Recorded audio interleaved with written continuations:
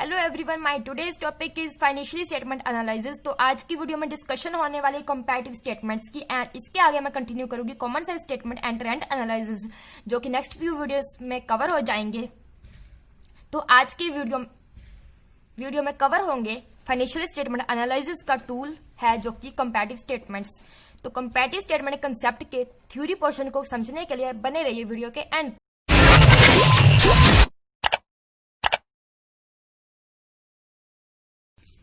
तो फर्स्टली हम समझेंगे कि फाइनेंशियल स्टेटमेंट एनालिसिस क्या मीनिंग कैरी करती है। मीन्स कि अभी तक हमने कंसेप्ट पढ़ा फाइनेंशियल स्टेटमेंट का, जिसमें प्रीवियस वीडियो में हम कंसेप्ट चल रहा था जिसमें हमने डिस्कस किया कि फाइनेंशियल स्टेटमेंट्स क्या क्या मीनिंग है एंड ये क्या इंपॉर्टेंस कैरी करती है, इनकी क्या इंपॉर्टेंस है जिसकी वजह से हमें फाइनेंशियल स्टेटमेंट्स प्रिपेयर करनी पड़ती है। उसके बाद तो हमने वो समझा। तो उसके बाद हमने फाइनेंशियल स्टेटमेंट्स तो हमने समझ लिया क्या होते हैं। उसके बाद फाइनेंशियल स्टेटमेंट्स को एनालाइज करने की क्या जरूरत है वो हम इस चैप्टर में समझेंगे। तो फाइनेंशियल स्टेटमेंट्स क्या मीनिंग कैरी करती है, फर्स्ट हम ये डिस्कस करेंगे कि फाइनेंशियल स्टेटमेंट्स को एनालाइज करने की नीड ही क्यों है, हमें ये जरूरत क्यों पड़ी कि हम फाइनेंशियल स्टेटमेंट को एनालाइज करें। ये मैं डिस्कशन इसलिए कर रही हूँ क्योंकि किसी भी कंसेप्ट को समझने से पहले हमें उसके बेसिक्स जान लेने चाहिए। जब हमारे बेसिक्स स्ट्रांग होंगे तो हमारे कंसेप्ट भी क्लियर होगा ज्यादा से।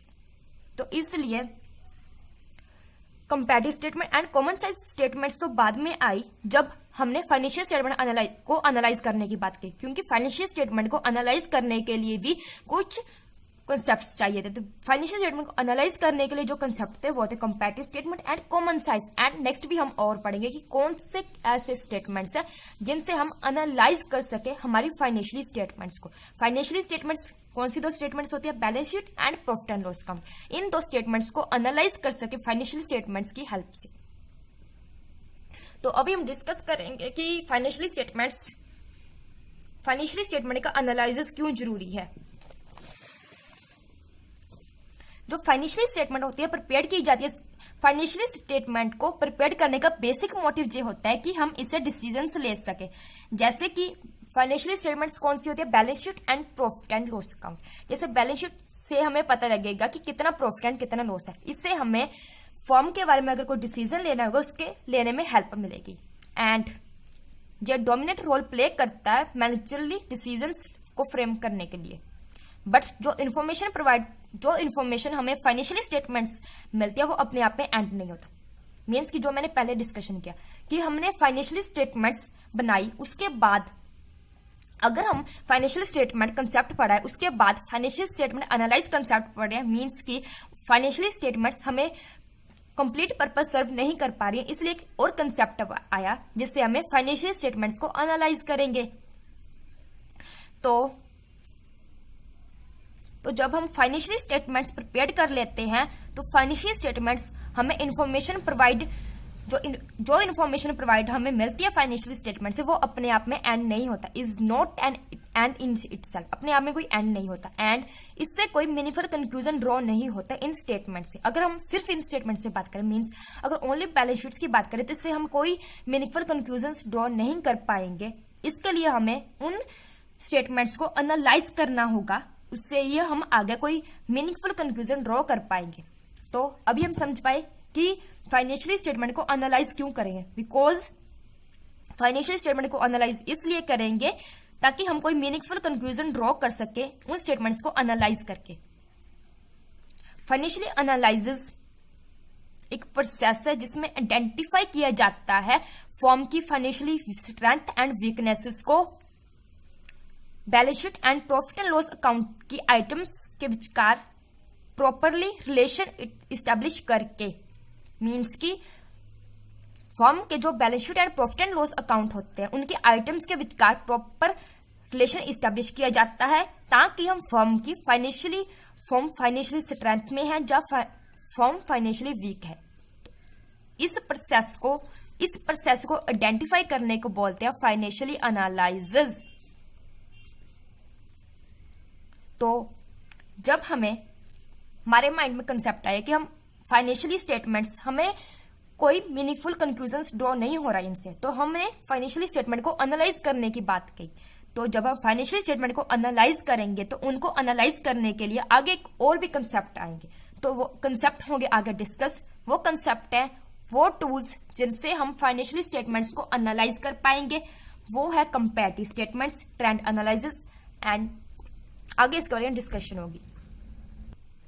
फाइनेंशियल स्टेटमेंट एनालिसिस का क्या यूज होता है, इससे हमें डिटरमाइन कर सकते हैं कंसर्न की फाइनेंशियली पोजीशन एंड ऑपरेशंस का रिजल्ट क्या है, जे हम फाइनेंशियल स्टेटमेंट को एनालाइज करके डिटरमाइन कर सकते हैं। तो आगे फाइनेंशियल स्टेटमेंट्स की टाइप, फाइनेंशियल स्टेटमेंट एनालिसिस की टाइप्स। तो आगे है फाइनेंशियल स्टेटमेंट एनालिसिस की टाइप्स। तो फाइनेंशियल स्टेटमेंट एनालिसिस की टाइप्स में फर्स्ट है कंपैरेटिव स्टेटमेंट, जो कि इस वीडियो में डिस्कस होगा, trend analysis, common size statements, fund flow, cash flow, ratio analysis and cost volume profit analysis. तो ये वन बाय वन इस वीडियो में डिस्कशन होगा comparative statement, and one by one concept होंगे डिस्कस आगे आने वाली वीडियोस में। तो हम ही अब कंपैरेटिव स्टेटमेंट्स क्या होते हैं जी अंडरस्टैंड करते हैं। तो जैसे हमने फाइनेंशियल स्टेटमेंट एनालिसिस का मीनिंग डीपली अंडरस्टैंड किया, वैसे हम कंपैरेटिव स्टेटमेंट्स का मीनिंग भी डीपली अंडरस्टैंड करेंगे एंड इसकी इंपॉर्टेंस को डिस्कस करेंगे। तो कंपैरेटिव स्टेटमेंट का मीनिंग, जैसे इसके नेम से इंडिकेट हो रहा है, वो स्टेटमेंट जिसमें कंपैरिजन होगा। तो जब कंपैरिजन की बात हो तो कंपैरिजन करने के लिए हमेशा दो मटेरियल चाहिए होते हैं, जैसे कि फॉर एग्जांपल ये पेन है, इस पेन का सिंगल पेन पड़ा है, इसका कंपैरिजन सिंगल चीज, single material and single concept का कोई किसी कंपैरिजन नहीं होता। मीन जब कंपैरिजन की बात है तो कंपैरिजन करने के लिए दो चीजें का होना जरूरी है, दो मटेरियल का होना जरूरी है। जैसे कि एक इस पेन का अगर हम कंपैरिजन करें तो इसका पेन के साथ किसी का कंपैरिजन करने के लिए कोई होना चाहिए। एक सिंगल पेन पड़ा, उसका किसी के साथ कंपैरिजन नहीं कर सकते। बट अगर हम बात करें कि इस पेन का कंपैरिजन करना है इस पेन के साथ, तो कंपैरिजन में दो मटेरियल आ गए जिसका कंपैरिजन होगा, तो इसके साथ कंपैरिजन होगा, दो पेन का साथ कंपैरिजन होगा। तो इससे हमें क्लियर होता है कि एक सिंगल चीज का कभी भी कंपैरिजन नहीं हो सकता, बिकॉज कंपैरिजन वर्ड ही ऐसा है जिसमें कंपैरिजन करेंगे हम तो दो चीजों का कंसेप्ट कंपैरिजन होगा। तो थ्योरेटिकली इसका पोर्शन समझते हैं। कंपैरेटिव फाइनेंशियल स्टेटमेंट जो है ये फाइनेंशियल एनालिसिस का टूल है जो यूज किया जाता है एक पीरियड ऑफ टाइम के लिए फर्म की परफॉर्मेंस एंड फाइनेंशियल पोजीशन में चेंजेस की डायरेक्शन एंड मैग्नीट्यूड को स्टडी करने के लिए। मीन्स कि एक पीरियड ऑफ टाइम में जो परफॉर्मेंस होती है एंड फाइनेंशियल पोजीशन में जो चेंजेस किस डायरेक्शन में है वो स्टडी करते हैं हम फाइनेंशियल स्टेटमेंट एनालिसिस में के कंपैरेटिव फाइनेंशियल स्टेटमेंट के टूल के अंदर। तो जैसे मैंने आपको एग्जांपल दी थी, तो कंपैरेटिव स्टेटमेंट, तो वहां मैंने कंपैरिजन की बात की थी। तो जब कंपैरिजन स्टेटमेंट्स का होगा तो वो कंपैरेटिव स्टेटमेंट्स होगा। कंपैरेटिव स्टेटमेंट्स के अंदर कंपैरिजन करेंगे हम।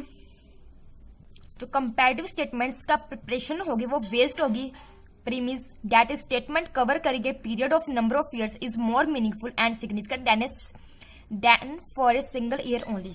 मीन्स कि जब हम कंपैरिजन करेंगे तो उसमें हम कवर करेंगे नंबर ऑफ ईयर्स जो कि ज्यादा मीनिंगफुल होगा एंड सिग्निफिकेंट होगा, इसके बजाय कि हम एक सिंगल ईयर को कंसीडर करें। मीन्स कि जैसे हम एक सिंगल पेन को कंसीडर करते हैं कंपैरिजन के लिए, तो सिंगल पेन का जब कंपैरिजन करने के लिए कुछ है ही नहीं तो इसका किसके साथ कंपैरिजन करें।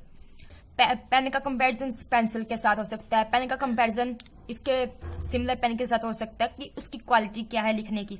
तो जस्ट हमेशा मीनिंग कहने का मेरा कि कंपैरिजन करने के लिए दो या दो तो ज्यादा आइटम्स होने चाहिए। तो अगर हम कंपैरेटिव स्टेटमेंट्स की बात करें तो कंपैरिजन करने के लिए सिंगल ईयर का नहीं होता कंपैरिजन, नंबर ऑफ ईयर्स का comparison over a period of time में कवर किया जाता है। इसमें कवर किया जाता है नंबर ऑफ ईयर्स जो कि ज्यादा मीनिंगफुल एंड सिग्निफिकेंट है देन सिंगल ईयर से। कंपैरेटिव फाइनेंशियल स्टेटमेंट्स में हम डिफरेंट पीरियड ऑफ टाइम में फाइनेंशियली पोजीशन की स्टेटमेंट्स को कंपैरिजन करेंगे। फाइनेंशियली पोजीशन के जो एलिमेंट्स होते हैं शो किए जाते हैं कंपैरेटिव फॉर्म में ताकि हमें आइडिया हो सके फाइनेंशियली पोजीशन का 2 और मोर पीरियड्स की, मतलब 2 या 2 तो ज्यादा टाइम पीरियड्स के लिए कंसर्न की फाइनेंशियली पोजीशन के बारे में आइडिया हो सके। कोई भी स्टेटमेंट जो कि कंपैरेटिव फॉर्म में प्रिपेयर की जाती है वो कवर करती है कंपैरेटिव स्टेटमेंट्स को। प्रैक्टिकली पॉइंट ऑफ व्यू से देखा जाए जनरली 2 फाइनेंशियल स्टेटमेंट्स होती हैं। 2 financial statement, balance sheet and income statements, जो प्रिपेयर की जाती है कंपैरेटिव फॉर्म में फाइनेंशियली एनालिसिस पर्पस के लिए। मेन कंपैरेटिव फॉर्म में मतलब कंपैरेटिव स्टेटमेंट्स के लिए प्रिपेयर की जाती है फाइनेंशियली एनालिसिस करने के लिए। इसमें 2 पीरियड्स की फिगर्स का कंपैरिजन ही नहीं होता, but relationship between the balance sheet and income statement enable करता है depth study of financial position and operative results. Means कि इसमें सिर्फ 2 पीरियड्स की फिगर्स का हम कंपैरिजन ही नहीं करते, बट इसमें रिलेशनशिप इस्टेब्लिश किया जाता है balance sheet and income statement के बीच, ताकि हम फाइनेंशियली पोजीशन की डेप्थ स्टडी कर सके। तो कंपैरेटिव स्टेटमेंट्स में क्या शो किया जाता है, जो है रिटन फॉर्म में। तो नेक्स्ट हम एक न्यूमेरिकल फॉर्म पे भी करेंगे। एब्सोल्यूट फिगर, फिर एब्सोल्यूट फिगर में चेंजेस, परसेंटेज की टर्म्स में एब्सोल्यूट डाटा, फिर इंक्रीज और decrease in terms of percentage. Means जो कि इंक्रीज जब हम 2 ईयर का कंपैरिजन करेंगे तो एक ईयर के मुकाबले दूसरे ईयर्स में इंक्रीज हुआ या डिक्रीज हुआ उसका परसेंटेज की टर्म्स में लिखेंगे। तो नेक्स्ट कंपैरिजन को एक्सप्रेस करेंगे रेशियो की टर्म्स में, फिर टोटल करेंगे परसेंटेज का। कंपैरेटिव फाइनेंशियल स्टेटमेंट का मीनिंग तो हमने समझ लिया, अब इसका क्या ऑब्जेक्टिव है, इंपॉर्टेंट ऑब्जेक्टिव समझेंगे। तो इससे हमें financially position and operating results की डायरेक्शन एंड ट्रेंड इंडिकेट होता है। फर्म की स्ट्रेंथ एंड वीकनेसेस को जज कर सकते हैं। प्लानिंग एंड फोरकास्टिंग में मैनेजमेंट को हेल्प करता है। फिर इंडिकेट करता है magnitude and direction financial statement के वेरियस एलिमेंट में चेंजेस। फाइनेंशियल रिपोर्ट्स जो बनती हैं उसके यूजफुलनेस को इनहेंस करता है। कंपैरेटिव स्टेटमेंट्स है balance sheet and income statement. तो कंपैरेटिव स्टेटमेंट्स में हम आगे डिस्कस करेंगे comparative balance sheet and comparative income statement. Means जो बैलेंस शीट की आइटम्स होती हैं उस एक ईयर की बैलेंस शीट का दूसरे ईयर की बैलेंस शीट के साथ कंपैरिजन करना, एंड इनकम स्टेटमेंट पे एक ईयर की इनकम स्टेटमेंट का दूसरे ईयर की इनकम स्टेटमेंट के साथ कंपैरिजन करना, ताकि हमें उसमें चेंजेस की डायरेक्शन पता चल सके कि चेंजेस किस डायरेक्शन में हो रहे हैं। तो इसके लिए फर्स्ट कंपैरेटिव स्टेटमेंट्स कौन सी है, balance sheet, comparative balance sheet. तो नेक्स्ट है कंपैरेटिव बैलेंस शीट। कंपैरेटिव के बारे में ऑलरेडी डिस्कशन हो चुकी है इसी वीडियो में, एंड बैलेंस शीट के बारे में भी ऑलरेडी डिस्कशन हो चुकी है। एंड जब कंपैरेटिव एंड बैलेंस शीट दोनों साथ में आते हैं तो एक न्यू कंसेप्ट बनता है जिसको कहते हैं कंपैरेटिव बैलेंस शीट, जिसके अंदर जब कंपैरेटिव बैलेंस शीट की बात होगी तो हमारे माइंड में ये कंसेप्ट क्लियर होना चाहिए। बैलेंस शीट के कंपैरिजन, इसमें बैलेंस शीट का कंपैरिजन होगा। मींस की जो बिजनेस एंटरप्राइजेस की जो पर्टिकुलर डेट पर जो बैलेंस शीट से प्रिपेयर्ड होती हैं, इसके अंदर हम उन बैलेंस शीट्स का कंपैरिजन करेंगे। एंड जब भी कंपैरिजन होता है तो तब 2 मटेरियल का होना जरूरी है। जब हम बैलेंस शीट्स का कंपैरिजन करेंगे तो 2 ईयर्स की बैलेंस शीट्स का होना जरूरी है।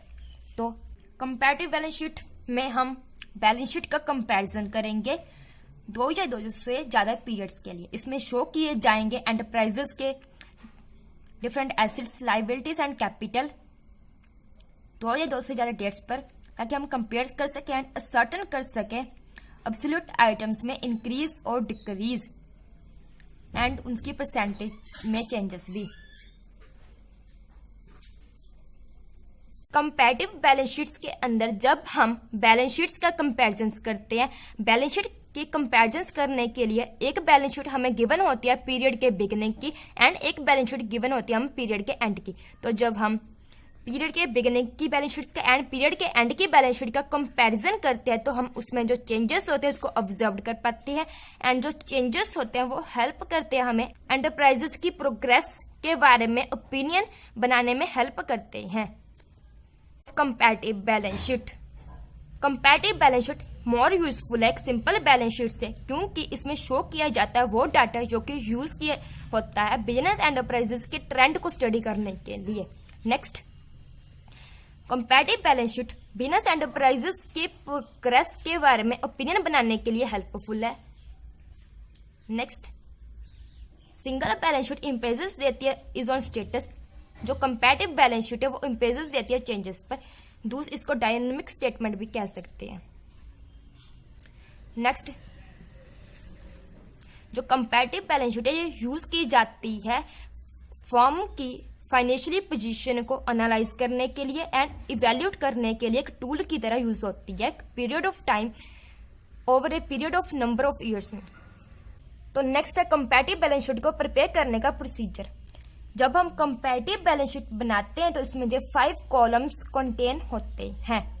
5 कॉलम्स, फर्स्ट कॉलम होगा पर्टिकुलर्स का, तो नीचे ही इसका कंपैरेटिव बैलेंस शीट्स का फॉर्मेट भी दिया हुआ है। कंपैरेटिव बैलेंस शीट्स को बनाने का एक प्रिस्क्राइब्ड फॉर्म है जिसके अंडर हम इसको बनाते हैं। तो वो फॉर्म जहां दिया हुआ है, वो फॉर्मेट जहां दी हुई है जिसके अंडर हम कंपैरेटिव बैलेंस शीट्स प्रिपेयर करते हैं। तो जो comparative balance sheet as at 31 March 2015 and 2016, तो इसके अंडर फर्स्ट हमें जहां इन्होंने दिया होगा कि हम पर्टिकुलर्स कॉलम बनाएंगे, तो इसके अंडर हमने पर्टिकुलर्स कॉलम बनाया फर्स्ट कॉलम। नेक्स्ट कॉलम हम नोट नंबर लिखेंगे। तो इसके अंदर हम वो नोट नंबर लिखेंगे लाइक कोई आइटम जैसे रिजर्व्स एंड सरप्लस हमें फाइंड करना होगा, हमें क्वेश्चन में डायरेक्ट नहीं दिया होगा, तो हम कैलकुलेशन से हम वर्किंग नोट बनाकर वहां कैलकुलेशन से जो सॉल्व करेंगे तो उसकी रेफरेंस हम जहां देखेंगे कि हमने कौन से वर्किंग नोट की रेफरेंस से जो यहाँ पर वैल्यू लिखी है। तो हमें इन्होंने नेक्स्ट कॉलम दिया है जिसमें हम प्रीवियस ईयर की बैलेंस शीट्स की डेट लिखेंगे। प्रीवियस ईयर की बैलेंस शीट की डेट है 31/3/2015 एंड नेक्स्ट कॉलम इन्होंने कहा है कि करंट ईयर की बैलेंस शीट की डेट लिखेंगे एंड उससे नेक्स्ट कॉलम में इन्होंने कहा कि एब्सोल्यूट डाटा में इंक्रीज और डिक्रीज लिखेंगे। तो नेक्स्ट कॉलम इन्होंने बताया कि एब्सोल्यूट डाटा में जो इंक्रीज और डिक्रीज हुआ है उसको परसेंटेज में लिखेंगे, परसेंटेज चेंजेस लिखेंगे, उसका परसेंटेज में चेंजेस कितना है।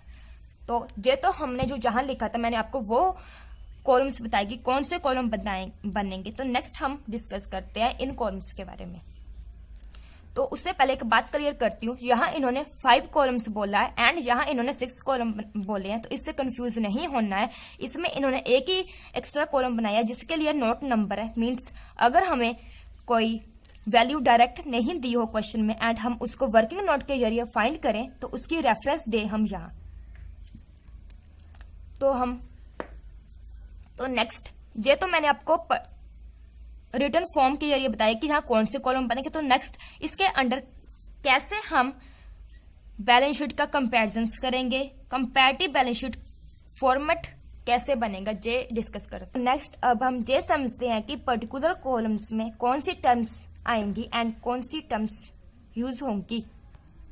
तो फर्स्ट है इसके अंडर हम लिखेंगे इक्विटी एंड लायबिलिटी हेडिंग होगा। तो इक्विटी एंड लायबिलिटीज हेडिंग्स के अंडर फर्स्ट आइटम टर्म्स होगी जो वो है share holders fund. Share holders fund के अंडर शेयर कैपिटल आती है एंड रिजर्व्स एंड सरप्लस आते हैं। उसके बाद नॉन करंट इन्वेस्ट लायबिलिटीज है। नॉन करंट लायबिलिटीज के अंडर फर्स्ट है long term borrowings. Long term borrowings means जो हमने लॉन्ग टर्म बोरो किया होगा। नेक्स्ट है लॉन्ग टर्म प्रोविजंस। उसके बाद नेक्स्ट है करंट लायबिलिटीज।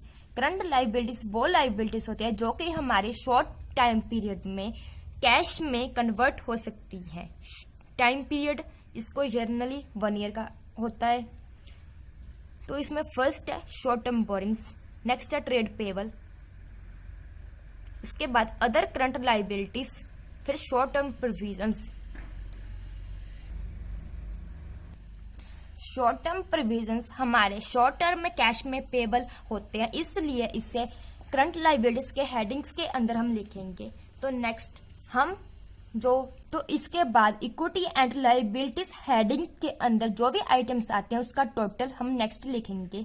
उसके बाद डिस्कशन होगी एसेट्स की, क्योंकि हम बैलेंस शीट्स से हमें दो चीजों का पता लगता है, एक हमारी लाइबिलिटीज कितनी है एंड एक एसेट्स कितनी है। लाइबिलिटीज हमने डिस्कस कर लिए कि कंपैरेटिव बैलेंस शीट्स के अंदर कौन सी लाइबिलिटीज आएंगी, एंड अब हम एसेट्स का डिस्कशन करते हैं। एसेट्स के अंदर फर्स्ट है non current assets and second main heading है करंट एसेट्स। जो नॉन करंट एसेट्स वो एसेट्स होते हैं जो कि शॉर्ट टाइम पीरियड में कैश में कन्वर्ट नहीं हो सकते हैं, like fixed assets like land and building. Next है टेंजिबल एसेट्स जिनको हम टच कर सकते हैं। नेक्स्ट है इंटेंजिबल एसेट्स, वो एसेट्स जिनको हम टच नहीं कर सकते हैं, लाइक गुडविल, पेटेंट। उसके बाद आता है non current investments, long term loans and advances. उसके बाद सेकंड हेडिंग है करंट एसेट्स। करंट एसेट्स वो एसेट्स होते हैं जो कि शॉर्ट पीरियड में कैश में कन्वर्ट हो सकते हैं, like current investments, inventories, trade receivable, cash and cash equivalent, short term loans and advances, other current assets. तो उसके बाद हम एसेट्स कॉलम के अंदर जो भी आइटम्स आती हैं उनका टोटल करेंगे। एसेट्स फर्स्ट हमने लाइबिलिटीज के अंदर जो भी आइटम्स आती है उनका टोटल करके लिखा, फिर बाद में एसेट्स का टोटल करेंगे। इसके बाद हम समझते हैं नेक्स्ट कॉलम में। फर्स्ट कॉलम जो पर्टिकुलर्स कॉलम से बनेगा वो तो मैंने आपको बता दिया कि उसमें कौन सी टर्म्स यूज होंगी। नेक्स्ट कॉलम है नोट नंबर 2, जिसमें हम जो वर्किंग नोट बनाए होंगे उसकी रेफरेंस देंगे कि हमने कौन से वर्किंग नोट की रेफरेंस से जो वैल्यू लिखी है। तो उसके बाद प्रीवियस ईयर्स की डेट लिखेंगे, प्रीवियस ईयर्स की डेट्स के अंदर लाइक उसके बाद करंट ईयर्स की डेट लिखेंगे 2016 31 मार्च 2016। तो इसके अंदर क्या होगा, जब हम 2015 का फॉर्म 2015 की बैलेंस शीट्स के अंदर जो भी उसकी आइटम्स होंगी वो लिखेंगे, लाइक जो जितनी शेयर कैपिटल है हम 2015 की वो शेयर कैपिटल लिखेंगे। उसके बाद रिजर्व्स एंड सरप्लस लिखेंगे, फिर 2015 में जो लॉन्ग टर्म बोरिंग्स हैं वो लिखेंगे, फिर जो लॉन्ग टर्म प्रोविजंस बने हैं वो लिखेंगे, एंड जो करंट लाइबिलिटीज हैं जो शॉर्ट पीरियड में कन्वर्ट हो सकते हैं कैश में वो लिखेंगे 2015 के अंदर। उसके बाद वही आइटम्स जो 2016 के अंदर है वो आइटम्स लिखेंगे।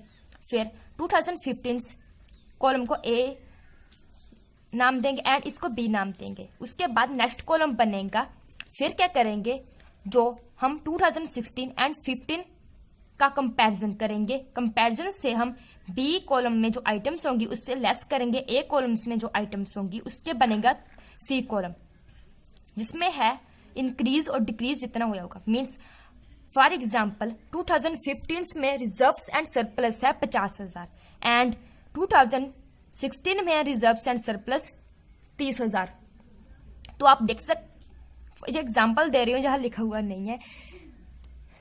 तो आप 2015 में से 2016 तक जो हमारे रिजर्व्स एंड सरप्लस होंगे वो 20,000 डिक्रीज हो गए। तो इसे हम जो इंक्रीज या डिक्रीज हो, लाइक इसमें 2015 थे 15,000 एंड 16 में रह गए 30,000। तो उस इंक्रीज और डिक्रीज को हम इस कॉलम में लिखेंगे एंड उस इंक्रीज और डिक्रीज की जो परसेंटेज होगी उसको इस कॉलम में लिखेंगे। उसके लिए परसेंटेज हम कैसे निकालेंगे, सी अपॉन ए करेंगे, उसको मल्टीप्लाई करेंगे 100 से। मीन्स जो चेंजेस आए होंगे चेंजेस को डिवाइड करेंगे प्रीवियस पीरियड से एंड मल्टीप्लाई करेंगे 100 से। फिर इससे एक न्यू कॉलम बनेगा डी, जिसमें हम परसेंटेज लिखेंगे जो परसेंटेज में चेंजेस आए हैं। I hope clear this point.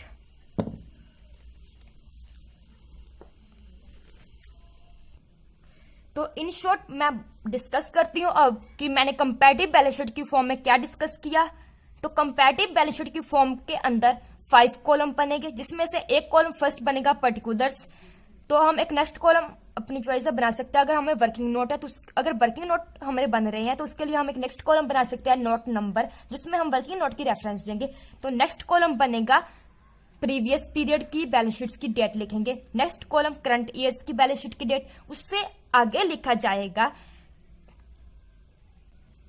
दोनों बैलेंस शीट्स में हमने जो चेंजेस ऑब्जर्व किए हैं वो हम लिखेंगे सी कॉलम में, एंड जो चेंजेस हुए हैं उसको डिवाइड करेंगे हम प्रीवियस पीरियड के साथ एंड उसको मल्टीप्लाई करेंगे 100 के साथ, तो इससे हमें मिलेगी परसेंट की जो इंक्रीज और डिक्रीज हुए हैं उसमें परसेंटेज जो हमारे इंक्रीज और डिक्रीज हुए हैं, अगर उसको हमने परसेंटेज की फॉर्म में लिखना हो तो वो कॉलम हम इसमें लिखेंगे। कॉलम में इंक्रीज एंड डिक्रीज लिखा जाएगा फिगर्स की फॉर्म में, एंड इस कॉलम में जो इंक्रीज एंड डिक्रीज हुआ है उसको परसेंटेज की फॉर्म में लिखा जाएगा। तो आज के टॉपिक में हमने सीखा फाइनेंशियल स्टेटमेंट एनालिसिस क्या मीनिंग कैरी करते हैं, एंड उसके बाद हमने सीखा कि कंपैरेटिव बैलेंस शीट्स क्या होती है, एंड कंपैरेटिव बैलेंस शीट का फॉर्मेट हमने सीखा कि कंपैरेटिव बैलेंस शीट्स अगर हमने प्रिपेयर करनी है तो हम कैसे प्रिपेयर कर सकते हैं, उसके आइटम्स क्या, उसका हमने कंप्लीटली डिस्कशन किया। एंड उसके बाद हम नेक्स्ट वीडियो में डिस्कशन होगी जहां हमने डिस्कशन की कंपैरेटिव बैलेंस शीट्स की, तो नेक्स्ट वीडियो में डिस्कशन होगी comparative profit and loss account की। तो बने रहिए इस चैनल के साथ। अगर आपको अच्छा मेरा टॉपिक होता है यहाँ पर खत्म, तो मिलते हैं नेक्स्ट वीडियो में न्यू टॉपिक न्यू कंसेप्ट के साथ। तब तक के लिए bye bye. Thanks for watching this video. Have a nice day.